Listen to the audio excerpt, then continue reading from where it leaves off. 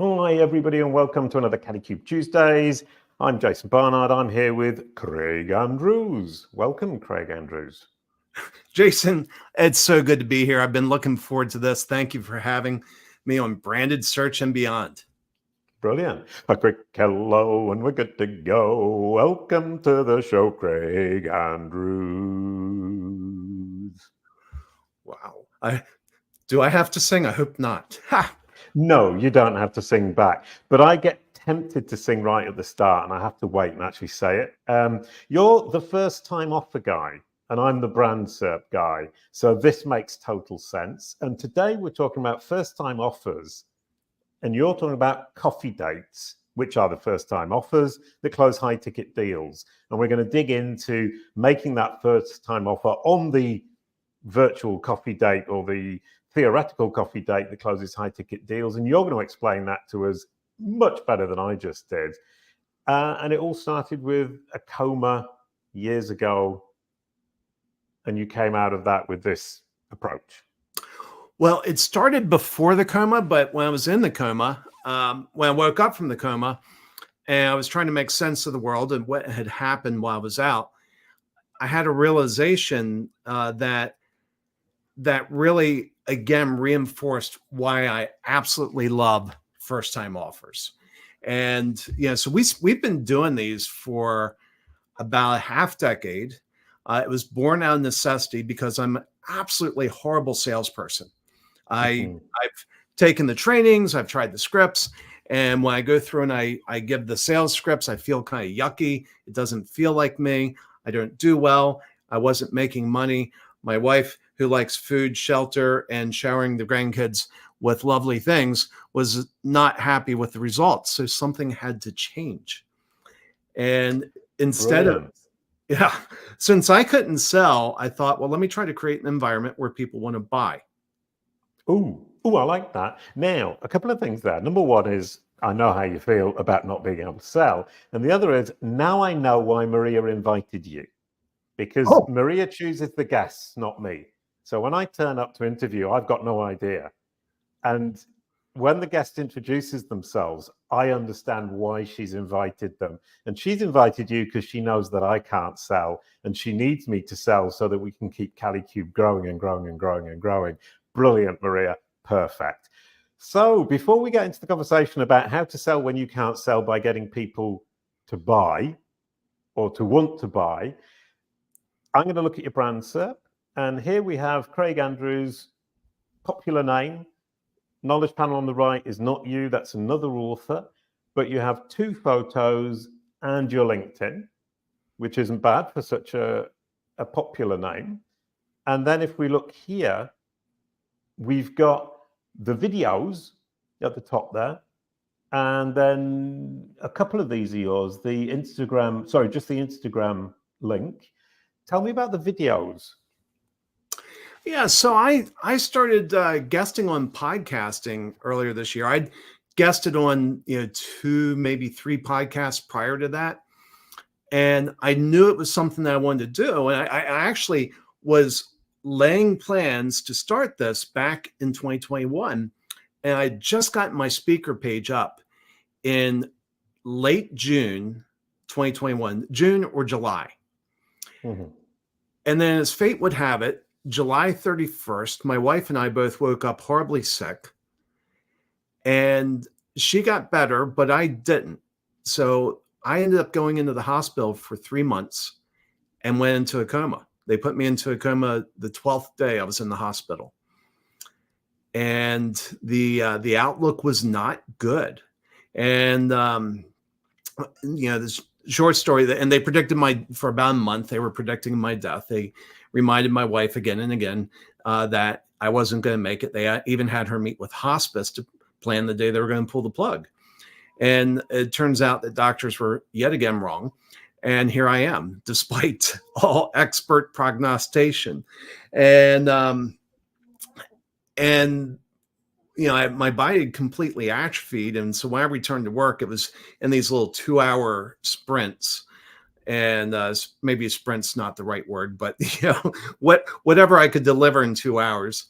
And then this year I was getting stronger. I'm continuing to get stronger. And I thought, okay, now this is a year I'm going to go out and I'm going to get on stages. I'm going to start with podcasts. And I've been on somewhere around 70 podcasts, 70 or 80 in 2023.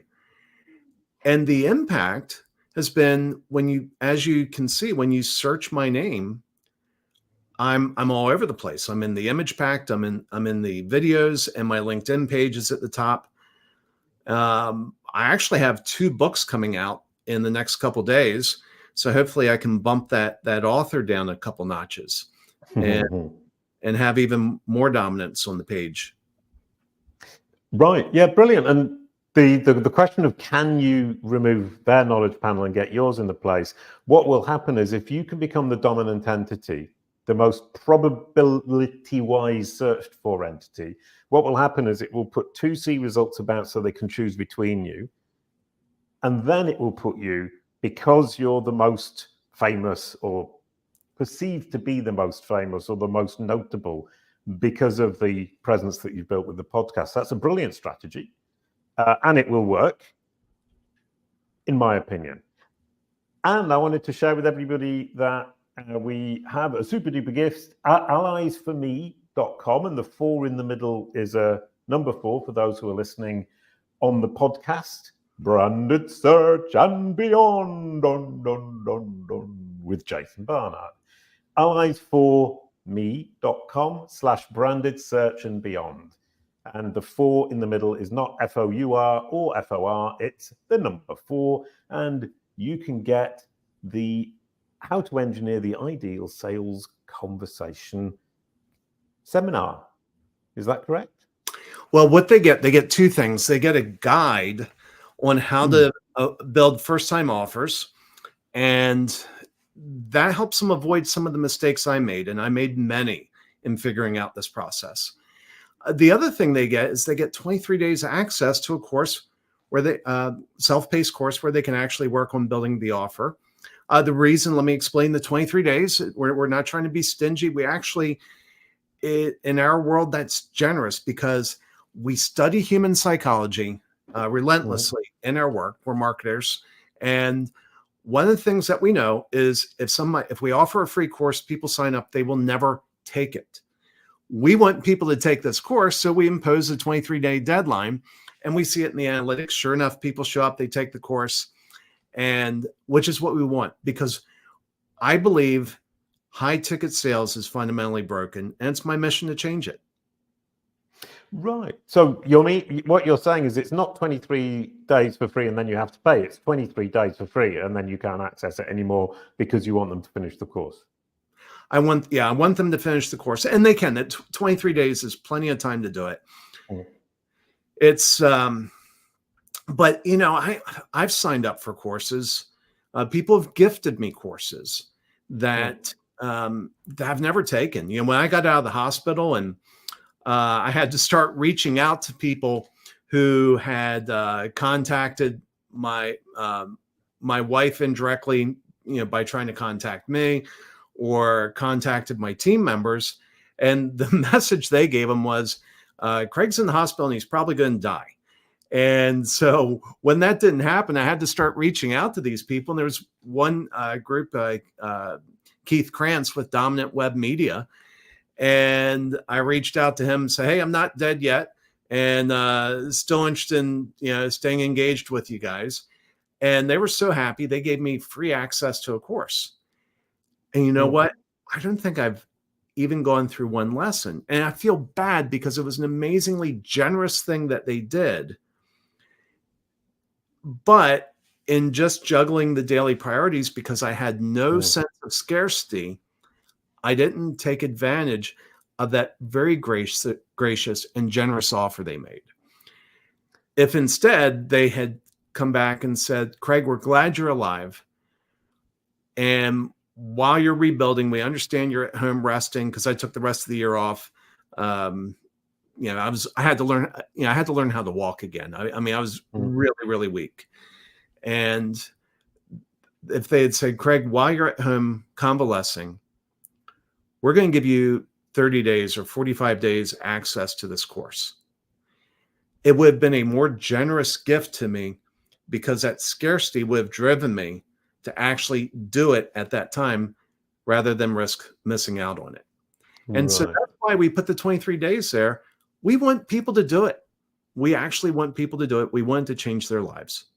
Is there a reason for the number 23? Yes, it's a prime number. And there's some, when it comes to pricing strategy, this is kind of going in a different direction than brand search, but when it comes to pricing strategy, you never want to use even numbers. You never want to use whole numbers. And so 30 days access, everybody does 30 days access. If, and some people would do, one step smarter would be 29 days access, although I think that's a prime number as well. The even numbers are easily divisible in the head. And it's funny, it's the odd numbers are more compelling than even numbers when you're doing pricing strategy. Right. And if you can pick a prime number that isn't divisible by anything other than one, obviously, then that's even more compelling. So that's how I came up with the number 23. It's one of my favorite numbers. Oh, okay. I mean, I was told once using 9s and 7s is really important, and you're telling me prime numbers is really important. So there seems to be loads of different theories about it, and I never know which one. But it's certainly, when people say 30-day guarantee, you either think, oh, not another one, or you think that's reassuring because it's the same as everybody else, and I like it when things are reassuring and the same as everybody else. Yeah, and actually, when you say to use 7 or 9, it's tapping into the same kind of tree of knowledge that drives mine for prime numbers. I would just say that I've taken that concept and I've taken it a step further. Okay, super, wonderful, brilliant. So back on track, high ticket sales, starting with a compelling first time offer during a coffee date. What do you mean by coffee date? Well, I like to think of the high ticket sales process as different stages of courtship. And I knew somebody years ago who would walk into a bar and he would walk up to every lady in the bar and ask a unladylike question of them. And he was making the big ask. And and he said almost every one of them would say no. He said, but there was always one that said yes. And they would agree to his bold ask that he approached her with. And one of the questions that always went through my head was, what's the character of the person that's saying yes to that question you just asked? And I think there's some wisdom there. And I would say that when it comes to high ticket offers, yes, it feels good to walk up to somebody and say, I have this thing for, $10,000 or $100,000 or $1 million. Would you like to buy it? And they say yes. Of course, that feels good. You just made a sale. But at the same time, you have to question the decision-making capability of somebody who would say yes to a complete stranger for that size of an ask. And so if we look at the stages of courtship and we break it down to, let's say, 5 stages, you have an introduction, then you have a conversation. If the conversation goes well, then you have coffee. You don't jump from conversation to significant commitment. You jump from conversation to coffee. You have more conversation. And you go on the coffee date because you hope for bigger and better things. You never go on the coffee date because you assume or you hope it's going to end in failure. You go on it because you hope it leads to something bigger. And if it does, often that's dinner, a deeper level of engagement. And if that goes well, then you have the larger commitment. And so we believe there should be a mini project that is a first-time offer that initiates that coffee date. That is a coffee date where the natural outcome of that is they say, you know what, this was wonderful. I want to move forward. What's the next steps? And that's part of that element of creating the environment where they want to buy.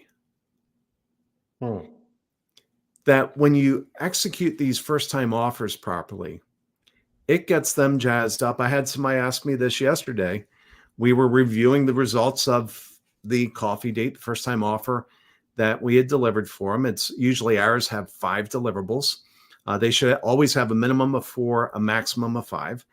And this one had 5. And we're reviewing the results. And at one point he says, Craig, how do we fix this? What do we need? I see the problem we have. You've helped us understand what we need to do and how we need to do it. But obviously we keep stepping on the rake again and again. So we're not capable of digging ourselves out of this hole. How do we do this? Well, that's what we would call the ideal sales conversation.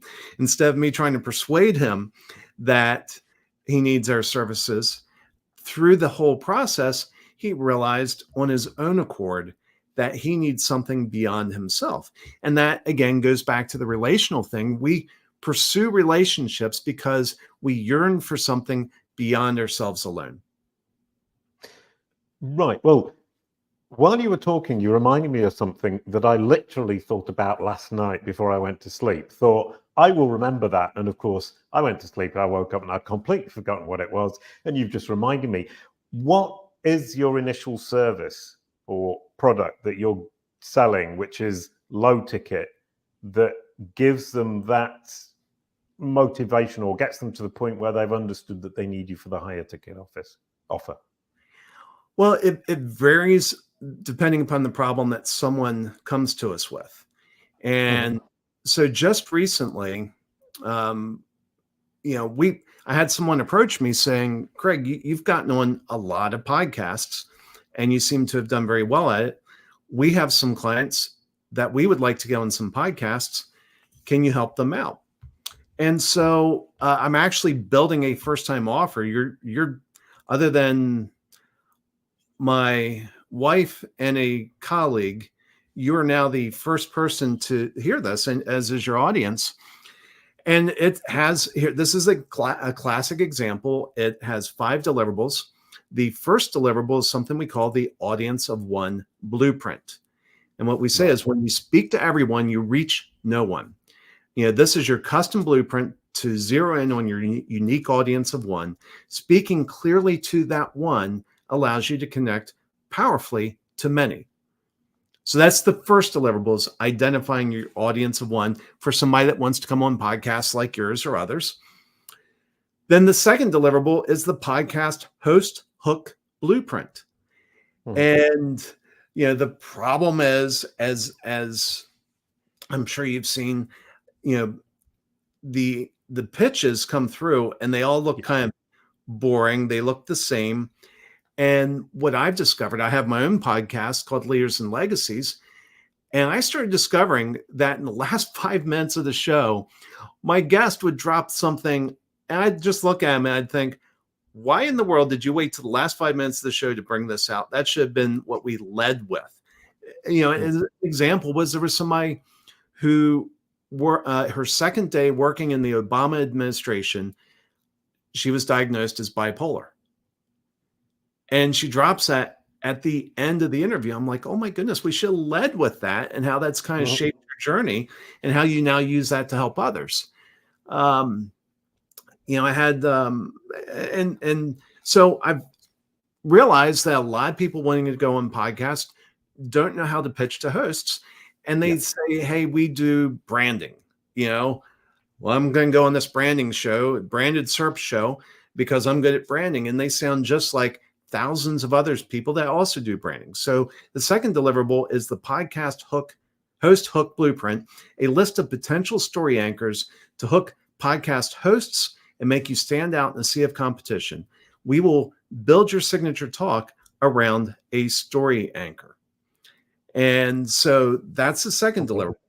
The third deliverable is the listener conversion blueprint, a strategy to convert listeners into leads without pitching to them on the podcast. Yeah, that's tough. Yeah. And, in complete transparency, we've already done it in our podcast. You've displayed a link where I offered a free gift to your audience, but it wasn't pitching. And Well, one problem I had, I just did a presentation to a group from a company. And during the presentation, somebody who knows me quite well online said, "You're the worst salesman I've ever met, Jason, because you do all of these shows, you do all the podcasts, you guest on podcasts, you have your own podcast, and you hardly ever talk about your offers and services. You just share lots of information." And he's right. And I'm trying to weave it in, but I'm still not very good at it. Carry on. Yeah. So that's the third deliverable. The fourth deliverable is a host conversion blueprint, a strategy and a script to convert your host into a client or a referrer of clients. And then finally, the fifth deliverable is a podcast authority execution plan, an action plan that prioritizes where to focus your efforts. This opens the door to podcast guesting before you have all the pieces in place. And so that's an example of a first-time offer. And like I said, this is hot off the presses. It still needs some fine-tuning. But that is something that we don't make a broadcast offer to that. We don't offer it to anybody who shows up. You know, we have a conversation with somebody, and if we believe we can genuinely help them, then we offer that for $497. Right. Okay. So overwhelming amount of value. To pull together those things, it's thousands of dollars of value that's going to help them move their business forward. And we do that for $497. And the reason we do that, a few reasons. Sorry, can I just make a point? I'll interrupt here, but you just used the 9 and the 7 that I was told about. They told me that I need to charge $997 per hour for my time, because I'm the world's expert in brand SERPs and knowledge panels, and the 9 and the 7 is a must-have. So we didn't charge $1,000; we charge $997, which has always seemed like a very strange price to me. Yeah, the studies behind that is people think it's about getting below the psychological level of $1,000. What the studies show is it actually communicates precision. It communicates precision, and so it makes people think that there's an intentional reason behind that pricing. And when you make it a 9 or a 7, both of those are odd numbers, which are not easily divisible in the head. And so that shuts down people trying to mentally process that. So. Oh, right. Okay. Now that makes sense, because I always divide and subdivide and work out how much per day or how much per minute. And as soon as it's 997, I just don't bother, which makes total sense. I mean, the other thing as well is underestimating one's own value. You're saying $497, it's thousands of dollars of value. And I'm saying $997 for an hour of my time. That seems quite a lot. But we do sell it, and people come back and say that was well worth it. It was actually worth a lot more. And in an hour, you can fit in an enormous amount of insights and help that save people literally months of work. Right. Yeah, exactly. So don't underestimate or undervalue your work. Sorry, go ahead. Yeah. So the reason we price this at $497, other than the reasons we were just discussing right now, is if we're approaching an organization, anybody with any decision-making authority in an organization can spend $500 without asking anyone for approval. They can spend that amount of money without anyone ever holding them accountable for how the money is spent. So we're removing the risk. Like I said, the coffee date, you're trying to remove the commitment risk. You're trying to remove the financial. You're trying to take out risks, not because you think it's going to fail. You hope it's going to go well. You believe there's a potential future with whoever you're going on the coffee date with, but you only want to expose yourself to so much risk. So here we're taking out the financial risk. And when we stack it with value, the goal is to have, like I said, have thousands of dollars of value in this $500 package. So whoever we're talking to, let's say it's a business owner that doesn't have to ask anyone for permission.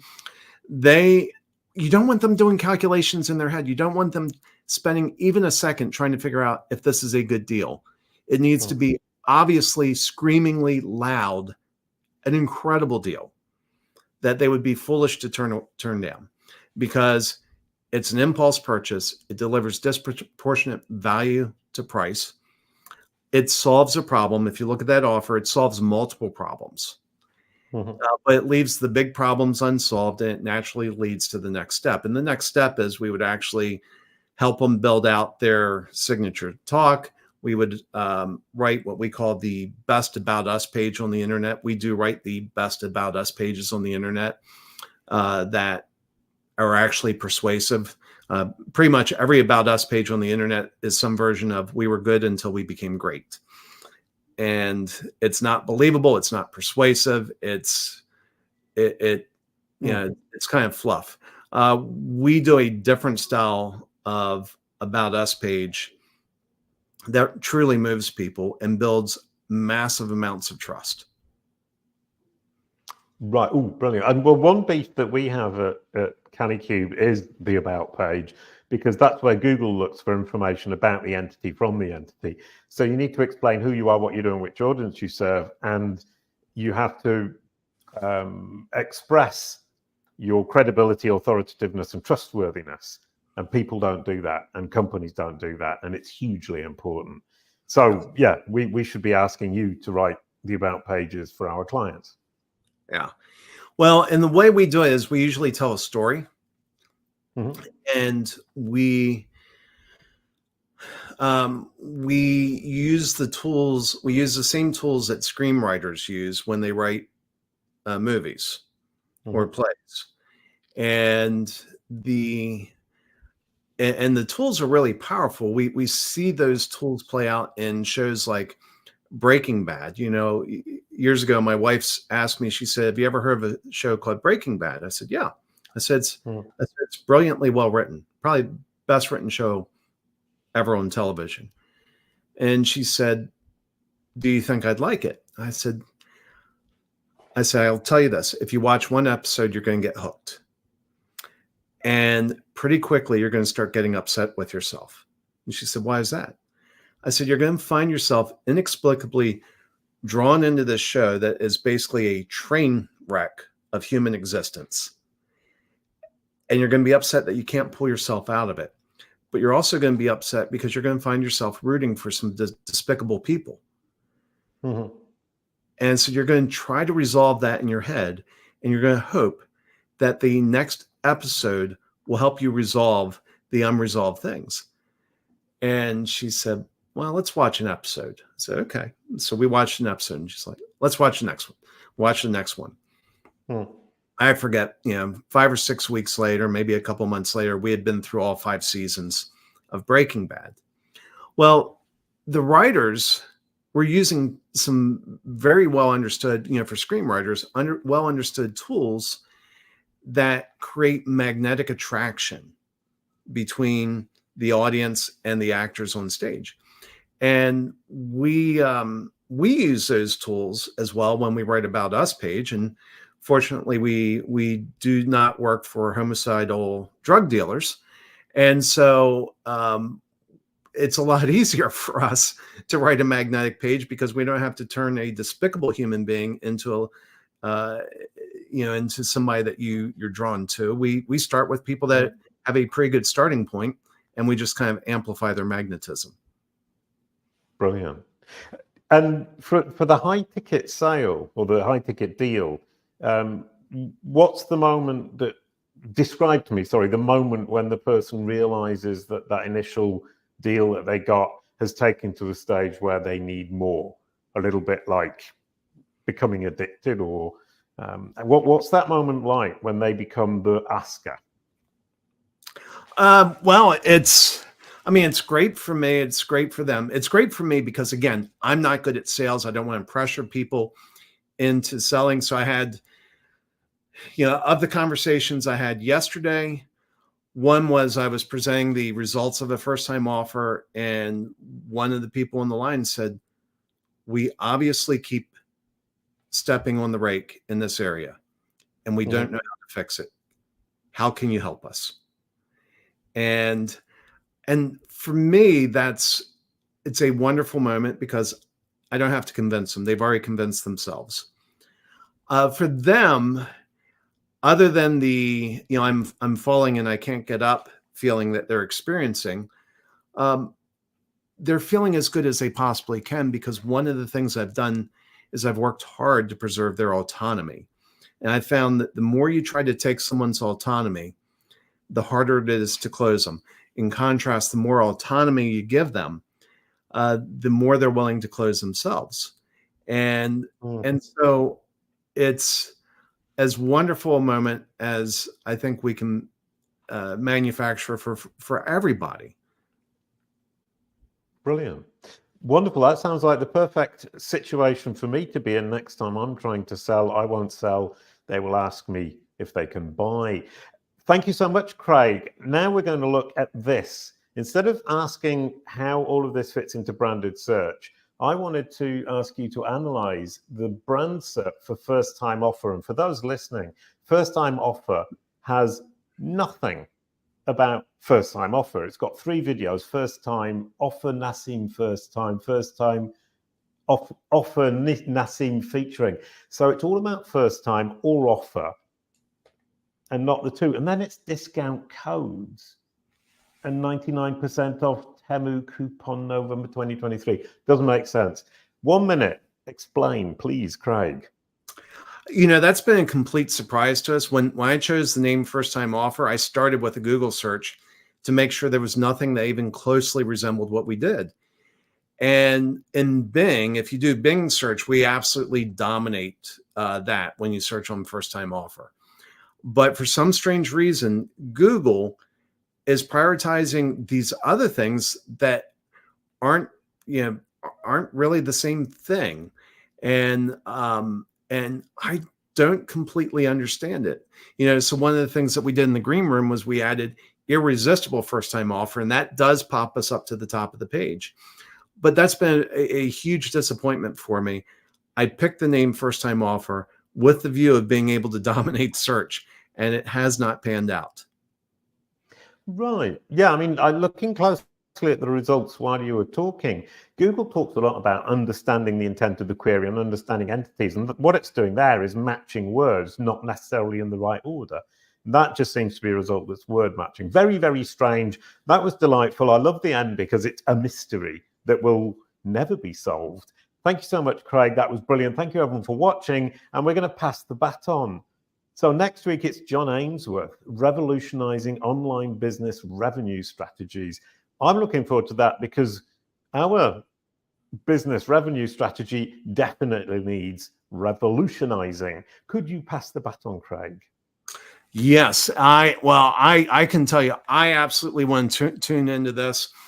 As we're looking at the economy, I think we all need to benefit from what John has to say and be able to find strategies to drive more revenue, not just this year, but all years. And so looking forward to hearing John in the next episode. Yeah, brilliant. And he says he's contrarian, which I find intriguing. So I'm really looking forward to hearing the contrarian business revenue tactic. Thank you so much, Craig. Once again, thank you, everybody. You get the outro song. A quick goodbye to end the show. Thank you, Craig. Thank you, Jason. It's been a delight. Brilliant. Kalicube. It's all about your brand SERP.